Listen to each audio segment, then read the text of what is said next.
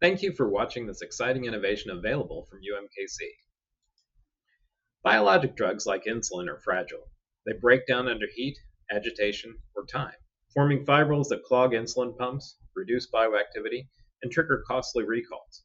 To avoid this, companies rely on expensive cold chain systems and stabilizers, but even those often fail. Our approach installs a small reversible crosslink between two natural sites on the protein. It locks aggregation hotspots in place, completely preventing fibril formation during storage and shipping. Then, once inside the body, enzymes cleave the bond and release the fully active protein. In UMKC's tests, native insulin formed fibrils in under 5 hours. Cross-linked insulin, still clear and stable after 65 hours of heat and agitation.